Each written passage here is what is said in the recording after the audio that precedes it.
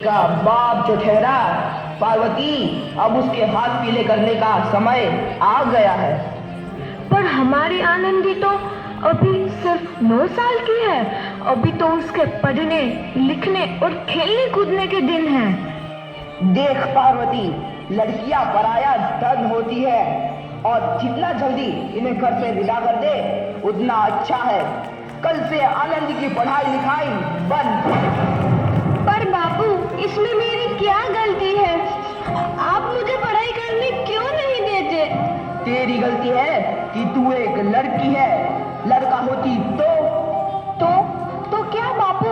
लड़का होती तो क्या? ऐ लड़की, ज्यादा जबान ना चला, नहीं तो जबान हलक से खींचकर बाहर निकाल दूंगा। बापू, मैं पढ़ लिख कर कुछ बनना चाहती हूँ। मेरी पढ़ाई ना रोको बापू। आनंदी, तुझे पढ़ना है तो पढ़, लेकिन सारी उम्र बाप की छाती पर यूं बोझ बनकर ना बैठ। पर बापू, अभी तो मेरी उम्र पढ़ाई लिखाई की है। मुझे पढ़ लिख कर डॉक्टर बनना है। पढ़ाई पढ़ाई पढ़ाई, आज तो तेरी इन किताबों का काम तमाम करके ही छोड़ूंगा। ये ले। नहीं बापू, मत छोड़ो बापू। मंशोरी। नहीं बापू, नहीं। बापू, ये तुमने क्या किया? तुमने मेरी इन किताबों को ही नहीं फाड़ा बापू, मेरी किस्मत फाड़ दी, मेरी किस्मत। ये कॉपी किताबें ना सिर्फ छोरों के हाथ में अच्छी लगती है, लड़कियों के हाथ में तो सिर्फ मेहंदी अच्छी लगती है, मेहंदी। पर बापू, मैं लड़की हूँ तो क्या हुआ? लड़का और लड़की तो हमारी दोनों आंखों के समान होते हैं। चुप कर आनंदी, और यह एहसान मान कि अब तक जिंदा है तू।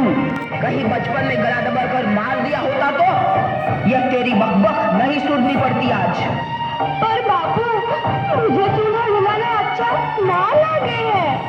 देख छोरी, जितना जल्दी हो तू चूल्हा जलाना सीख ले, उतना ही अच्छा है तेरे लिए। और हाँ, तेरा ब्याह तो होगा, वो भी कल के कल। अगला जीवन है तुम्हारी यही कहानी। आंचल में है दूध और आंखों में है पानी। मुझे माफ कर दे बेटी, तेरे बापू के जिद के आगे मेरी एक न चलेगी। माफ कर दे बेटी, मुझे माफ कर दे। इस प्रकार मात्र 9 वर्ष की छोटी उम्र में आनंदी का विवाह गोपाल राव जोशी से हो गया। बाल विवाह एक सामाजिक कुरीति है और इस कुप्रथा का शिकार होना पड़ा आनंदी को। 5 वर्ष बाद आनंदी 14 साल की हो गई है। उसके घर एक शिशु ने जन्म लिया है। देखते हैं आगे क्या हुआ।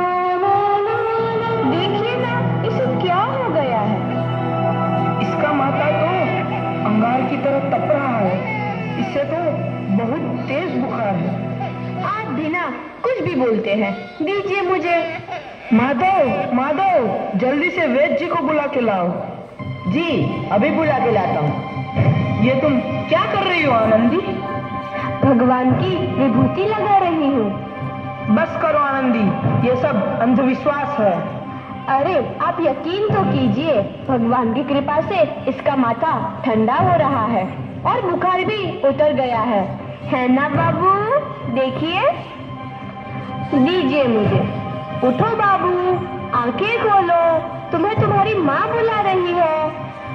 आंखें खोलो, देखिए ना इसे क्या हो गया है। आंखें भी नहीं खोल रहा। आंखें खोलो बेटा। आप चुप क्यों है? आंखें खोलो बेटा, आंखें खोलो। आनंदी, हमारा बेटा कभी आंखें नहीं खोलेगा। नहीं, ऐसा नहीं हो सकता। मेरे बेटे को मुझसे कोई नहीं छीन सकता, कोई नहीं छीन सकता। पागल मत बनो आनंदी। माधव,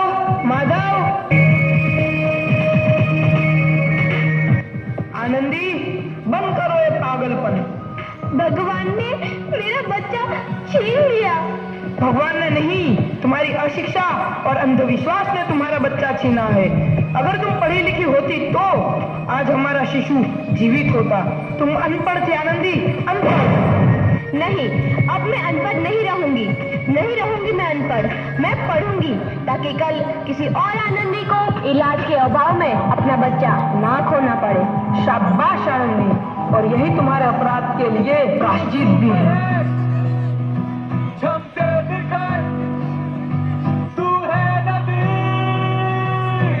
आनंदी, तुम्हारी 12वीं का परिणाम आ गया है। तुमने पूरे कॉलेज में प्रथम स्थान अर्जित किया है। आनंदी, तुम्हारी मेहनत रंग लाई है। तुम्हें शिक्षा वृत्ति मिली है।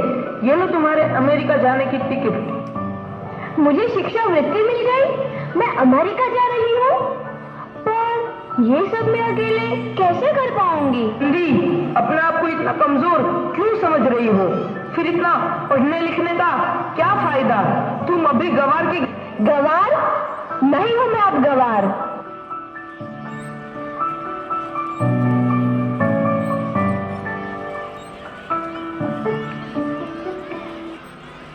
तो इस प्रकार 7 अप्रैल 1883 को आनंदी अमेरिका के पेंसिल्वेनिया के लिए रवाना हुई और 3 साल बाद उन्होंने डॉक्टर ऑफ मेडिसिन की उपाधि प्राप्त कर ली। इधर आनंदी के पिता की तबीयत बहुत खराब है। आगे क्या होता है देखते हैं। लगता है अब मेरे जाने का समय आ चुका है। अब मैं नहीं बचूंगा। ऐसा मत बोलो। शहर के सिटी हॉस्पिटल में अमेरिका से डिग्री लेकर कोई बड़ा डॉक्टर आया है। एक बार वहां चलकर दिखा लेते हैं। हाँ, सही बोला भैया। कम से कम दिल को तसल्ली तो मिल जाएगी। हाँ हाँ, चलो चलो जल्दी हॉस्पिटल चलते हैं।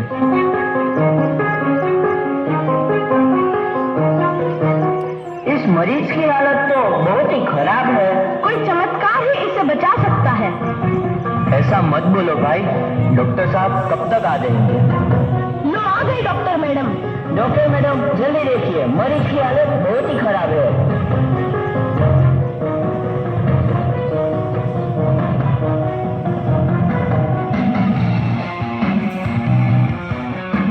अब आप बिल्कुल ठीक हैं।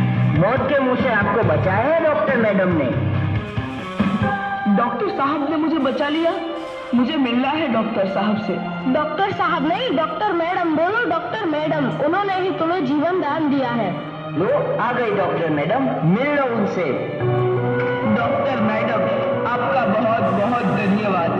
आपने मेरी जान बचाई। इसके बदले में मैं गरीब भला आपको क्या दे सकता हूँ? वचन चाहिए मुझे कि कभी ये नहीं कहोगे कि लड़कियां कुछ नहीं कर सकती। वचन? ये कैसा वचन? अरे श्यामलाल, तुमने पहचाना नहीं? तुम्हारी बेटी आनंदी। आनंदी? मेरी बेटी आनंदी? डॉक्टर? हाँ बापू, वही आनंदी जिसके लिए बचपन में तूने चूल्हा और दूल्हा के अलावा कुछ नहीं सोचा था। आनंदी, आनंदी मेरी बेटी, मुझे माफ कर दे। मैं तेरा गुनहगार हूँ बेटी।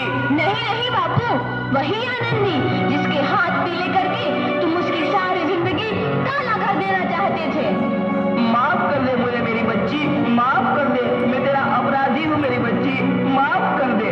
नहीं बापू, मैंने तो तेरा एहसान चुकाया है। याद है ना अपना एहसान जो बचपन में तुमने मुझ पर किया था? ताने सुना सुना कर जीते जी मार डाला था मुझको। अब बोल, और किस किस को मारेगा? आनंदी बेटी, मुझे माफ कर दे मेरी बच्ची, मैं तेरा गुनहगार हूँ। बापू, आपने ही तो बोला था किताबें सिर्फ बेटों के हाथ में अच्छी लगती है, बेटियों के हाथ में तो सिर्फ मेहंदी। बेटों और बेटियों में फर्क करना तो आंखों में फर्क करने समान है। एक का पढ़ना और दूसरे का ना पढ़ना सामाजिक अंधकार है बापू, सामाजिक अंधकार। उपकार मांगता हूँ मैं तुझ जैसी बेटी का, जिसने सारी उम्र मुझसे कुछ ना मांगा तो सिर्फ बराबरी का दर्जा। वरना सच तो यह है कि मैं तेरी माफी के लायक भी ना हूँ। मुझ जैसा बाप तेरी बराबरी कर सके उसके मैं लायक भी ना हूँ मेरी बेटी, मैं लायक भी ना हूँ। अपने बापू को क्या माफ नहीं करोगी आनंद? बहुत इंस्पिरेशनल मैसेज